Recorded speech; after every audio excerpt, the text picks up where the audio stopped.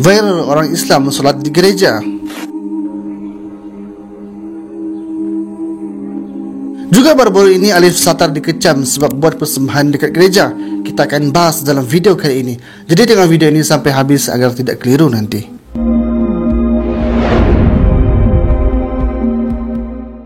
Assalamualaikum warahmatullahi wabarakatuh. Sahabat semua, apa khabar? Semoga sehat selalu dan diberikan kebaikan dunia dan akhirat. Sahabat semua, baru-baru ini sering menjadi trend untuk melecehkan kitab suci umat Islam, yang mana khususnya dilakukan oleh mereka yang beragama Kristian. Dan baru-baru ini juga sahabat semua telah beredar video orang Islam solat beramai-ramai ataupun solat berjemaah dalam gereja. Seperti apa videonya? Jom kita tengok sama-sama.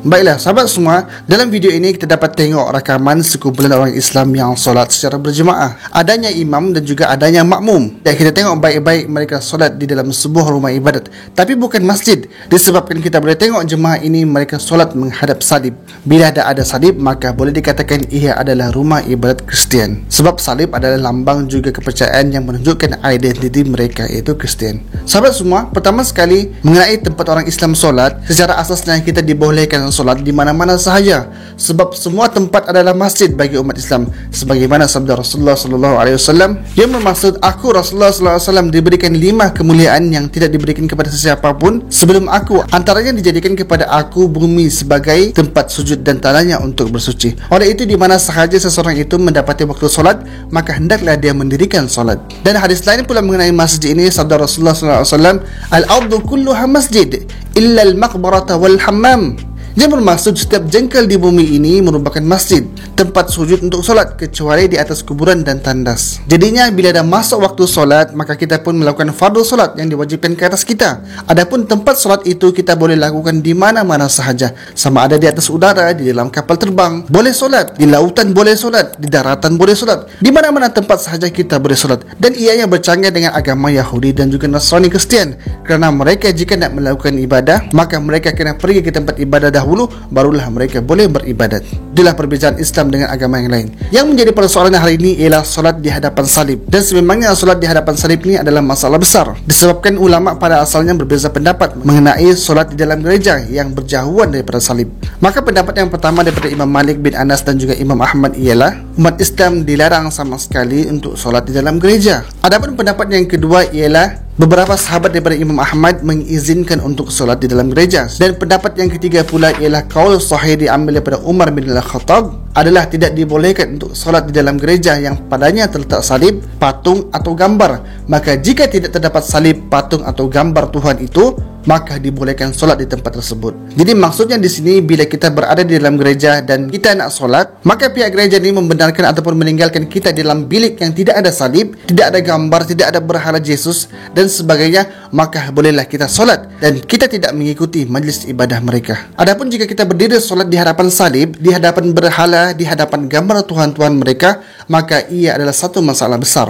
Kerana orang-orang kafir ini sangat berharap kita mengikuti apa yang mereka lakukan di hadapan salib, mengikuti kepercayaan dan segala apa yang mereka lakukan. Kita berdiri di bawah berhala-berhala mereka, dan kelakuan seperti yang dalam video tadi pun dah menimbulkan fitnah dan menggambarkan orang Islam ini tunduk kepada salib ataupun berhala-berhala mereka. Dan kebanyakannya ulama daripada Al-Azhar melarang untuk sujud di hadapan, di bawah salib, berhala atau apa-apa gambar yang melambangkan Tuhan yang disembah oleh mereka Kristian. Ulama membataskan kita daripada perkara itu, dan kita secara asasnya tidak disuruh untuk solat berdekatan dengan salib, apatah lagi di hadapan salib. Sebagaimana kata Aisyah radhiyallahu anha, bahawa sesungguhnya Rasulullah tidak meninggalkan pakaian atau apa-apa pun yang ada salib di rumahnya, melainkan baginda membuangnya, menghilangkannya. Hadis riwayat Bukhari. Jadinya baginda Nabi tidak membiarkan pun lambang salib ada di rumah baginda Nabi SAW. Jika ada pun, maka Nabi SAW terus akan membuangnya ataupun terus menghilangkannya. Meskipun ketegasan Rasulullah SAW begitu, secara umumnya kita tetap menghormati agama lain dan biarkan mereka bebas buat apa yang mereka mahukan dalam gereja mereka. Tetapi kalau salat di dalam gereja juga berjemaah di hadapan salib, maka ia sememangnya fitnah yang besar buat agama. Bagi orang Islam yang tahu, mereka faham yang Muslim tidak akan sujud dan juga menyembah berhala. Mereka akan mengatakan menyembah Allah. Mereka tidak tunduk kepada salib dan sebagainya. Tetapi kalau video itu dilihat oleh agama lain dan umat Islam yang kurang pengetahuan, maka secara mudahnya orang awam akan membuat kesimpulan yang orang Islam sujud dan beribadah kepada salib. Sebab secara zahirnya ia menggambarkan perkara itu secara terang-terangan. Disebabkan itulah Rasulullah SAW menghindari salib dan apa-apa perkara yang boleh mengundang fitnah dan kesalahfahaman dalam agama Islam yang boleh dicontohi oleh umat baginda Nabi SAW. Adapun bagi orang Kristian ataupun agama-agama lain, mereka orang kafir nak sembah gambar, ikon atau apapun di dalam gereja mereka, rumah ibadat mereka, maka mereka bebas untuk melakukan perkara itu. Kerana jelas dalam Al-Quran, Qul ya ayyuhal kafirun la a'budu ma ta'budun wa la antum a'biduna ma a'bud. Katakanlah wahai Muhammad, hai orang-orang kafir, aku tidak akan menyembah apa yang kamu sembah dan kamu tidak menyembah apa yang aku sembah. Juga akhir ayat dalam surah Al-Kafirun mengatakan, bagi kamu agama kamu, bagi kami agama kami. Jadi yang jelas adanya pembatas ataupun pembeza di antara orang Islam dan juga orang kafir.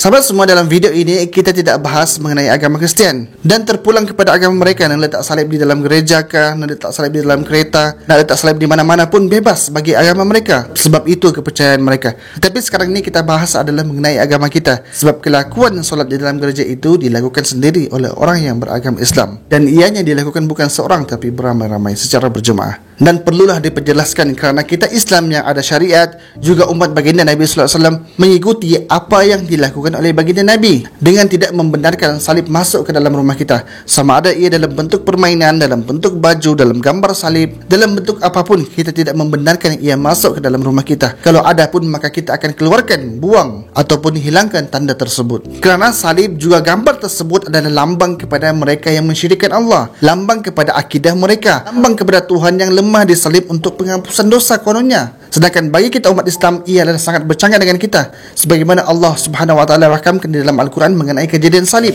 Firman Allah Subhanahu wa taala, wa qaulihim inna qatalna al-masiha Isa bin Maryam, yang memaksud dan juga dakwaan mereka orang kafir dengan mengatakan sesungguhnya kami telah membunuh Al-Masih Isa ibni Maryam Rasulullah, padahal mereka tidak membunuhnya dan tidak pula memalangnya di kayu palang salib, tetapi diserupakan bagi mereka orang yang mereka bunuh itu seperti Nabi Isa. Dan sesungguhnya orang-orang yang telah berselisih faham mengenai Nabi Isa, sebenarnya mereka berada dalam keadaan syak, ragu-ragu tentang menentukan pembunuhannya. Tiada sesuatu pengetahuan pun bagi mereka mengenainya selain daripada mengikuti sangkaan semata-mata, dan mereka tidak membunuhnya dengan yakin.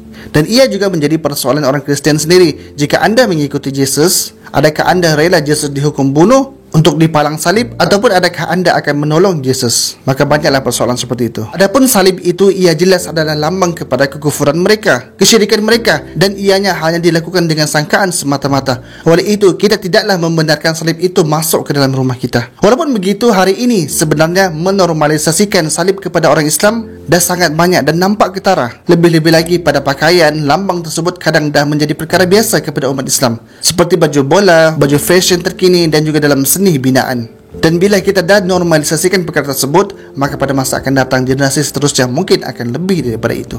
Sahabat semua, sebagai seorang Muslim, maka kita lebihlah mengutamakan kehormatan agama kita, kepentingan agama kita. Kalau nak solat pun, bumi Allah ni luas, boleh solat di mana-mana sahaja dan masih punya waktu untuk menunaikan solat. Tidaklah tergesa-gesa, maka tidak perlulah sampai solat di dalam gereja dengan lambang salib yang besar di hadapan. Dan hari ini juga sebenarnya kita kena berjaga-jaga dan berhati-hati dengan puak-puak liberal yang membolehkan semua perkara dalam Islam yang tidak pernah ada pun dalam Islam sebelum ini, tetapi dia ada-adakan dan dilakukan oleh mereka, seperti solat wanita menjadi imam,